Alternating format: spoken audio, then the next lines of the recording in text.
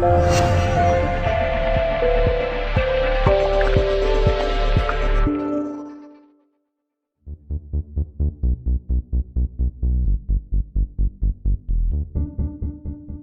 James ultimately unable to hold on to the lead, but you performed well in patches tonight, I thought.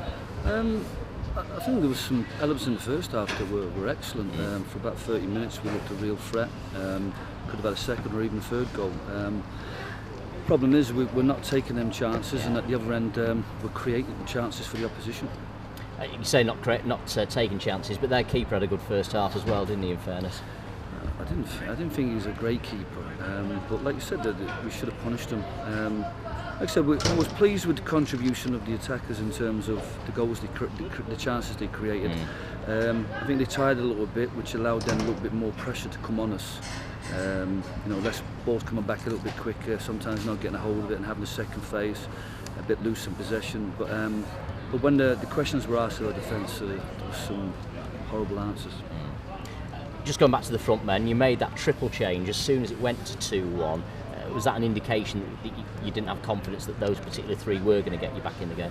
Well, you only have to watch the pattern of the second half. I mean, it seemed for about 10 minutes, you could smell the goal coming, but I was trusting the players just to link in, but scrappy defending, scrappy front play, poor set plays, and I just felt that I was humming and hawing about a few different changes, and I thought, well, I've got nothing to lose with a triple substitution. No, it's not a big statement. I just thought to myself, disappointed with the contribution of John Marsden throughout the game.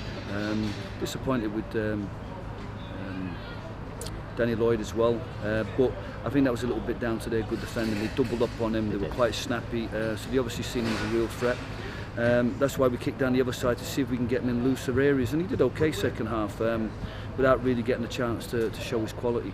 But yeah, I was disappointed with a few players. Josh was tiring, so I just thought to myself, let's try and get a grip of the midfield. Let's put two centre forwards up, let Jimmy play off them, and get Carney and Lewis to play alongside Clarkey, and try to push and dominate the midfield and create a little bit more pressure on their back four. Do you think, James, if you managed to hold on at 1-0 till half-time, do you think that might have made a difference to you? Yeah, but the nature of the goal is really poor. We've conceded poor possession. The ball's come up because with Clarkey's in there sort of screening and dealing with Beck. Yeah. So all our two centre halves have to do is deal with Hardy. Hardy's straight down behind the ball. We let him get a hold of the ball and play to the midfield and out the other side. And our centre halves didn't have an awful lot to do, but when they've got up against one, there should be first contact on the ball. They didn't. Lewis Montrose runs off 8 to go and get the ball and allows the 8 to switch the ball out. And then in terms of crossing, I've been really, really disappointed with the players not taking the stuff I'm saying on the training ground, getting quickly into position, getting into good zones, and for a centre forward to be able to move from where he was past two centre halves and have a free header in the 6-yard box, you've got to ask questions about not only their application of the training ground principles, but also their ability to defend the box. Are you concerned as well that the 2 goals have come from wide areas, haven't they, the crosses? Yeah, well, the first one I think is more preventable in terms of the structure. We've got players around the ball, so we should come out with the ball, and then we should be, it's more of a classic cross. The second one, it's slightly different. They've got in behind Scott Duxbury, and then you're all over the place a little bit because they're playing in the second corridor, in front of the centre halves. And like I said, it was disappointing, both goals. But I'm not going to argue too much about the defence. But I thought there was a lot of players who didn't contribute anywhere near what they can be, and a few of them have not contributed for a while. And the performances of other players have carried us to results against poorer sides, and we've carried a few players who have not performed. So it's nice to have Jimmy Ball and be able to throw him in. I thought he was fantastic in the first half and was a real goal threat. Unfortunately for him, he could have got a second goal in the second half, and he'd be really disappointed because he really gave us something. But other players, like I said, they're not contributing anywhere near what they could, and it's been a disappointment because some of them haven't contributed for a few games now. Can I bring you back to Jimmy Ball? Obviously, Adam Thomas is out for probably the bulk of the season now. Is the signing of Jimmy a response to that? He's a different kind of player, isn't he? No, Jimmy it's without being too harsh on players, I think it's a response to the poor form of John Marsden. Jimmy Ball played a 10 role today, despite the numbers, because I didn't want to mess around with numbers. You know, we kept them the same numbers as Saturday, and Lewis and Jimmy picked up the two shirts in midfield. And but Jimmy Ball showed, I mean, not just with his goal, but also the flicked it over. He's a real threat in behind. He runs off. He's probably done more tonight than Jon Marsden's done in a month. So in that sense, I wanted it. Jon Marsden's been pushed out to the wing, and unfortunately the contribution was there was pretty poor. So like I said, we've got a couple of players who are not contributing, and I'm not going to be too harsh on them because I know they've got ability. No. But they're having a poor run, and unfortunately we haven't got the quality within the group at the moment to cover for certain players. You know, obviously we're missing Courtney tonight and Gary Stockport, so they'll give us a little bit more in midfield, but up front, unfortunately we just haven't got that bit of quality and that energy at the moment to win games and scoring off goals, because the defence unfortunately is conceding. What is it with Jon? Is it a typical sort of striker thing? He's just not scoring at the moment, his confidence is low, is that what it is, do you think? Well, if I'm going to be critical, I'd say he's making the same mistakes from game to game. For example, playing in the pocket, he's turning into people. You know, playing off his shape well enough to be, you know, get between players.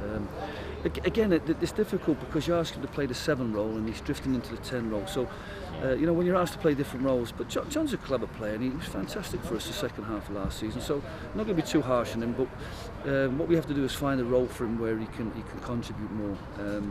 You know, it's been a tough game for him today, but it's been a tough month for him.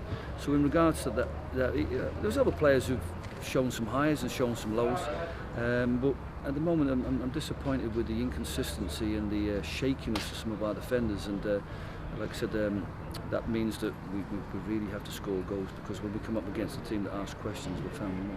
It's interesting, I mean, you mentioned their scoring goals. I think 17 attempts on goal tonight. There is an issue here, isn't there, of being more clinical in front of goal. It seems to start to suggest. But not as bad as the stats of England against Slovakia. But no, I mean, like I said, it all depends on nature. Are there scoreable chances? You know, Jimmy Ball breaks through, plays the ball in, you know, unselfishly plays the ball to Danny Lloyd. We had incidences like that against Worcester, and we've not capitalised on them, and that should be a goal written all over it. You know, it's all about manufacturing the opening, taking a shot early while the keeper's out of position. So that, I mean, and then we have other chances where we're right in front of the goal, and you know, whether it be Rossi's one at the end, which we'll all remember, or Scott Duxbury's in the first half, and Lewis Montreux, we had plenty of opportunities. You know, you'll probably only count the ones that you know, where they got a shot off and it's gone wide, or the keeper's making a save. All the other block shots. So we had enough pressure to score more than one goal in the first half. We managed them quite well, but unfortunately players are not playing the structure very well. The 4 and the 2 holding midfielders are not playing it well enough, so there's gaps and people trying to do the same job and not getting into good solid positions, and a bit ball orientated, a bit man orientated, and they're not zone orientated, and no matter how much work I do in the training ground, I'm not changing them. So they'll just be doing that work again. But unfortunately we're going into the next 2 games without a training session, so no session tomorrow now? Well, they can't ask the players, they're part-time, so we trained on Monday. There's a reserve match tomorrow as well, so the players that haven't done a lot tonight, the likes of Courtney and maybe Glenn Rule, all playing that game, Ian Ormson, they all need games. So, you know, we're part-time, so we have to just work at what we're doing. So therefore, the little bit of time you have on the training ground has to stick.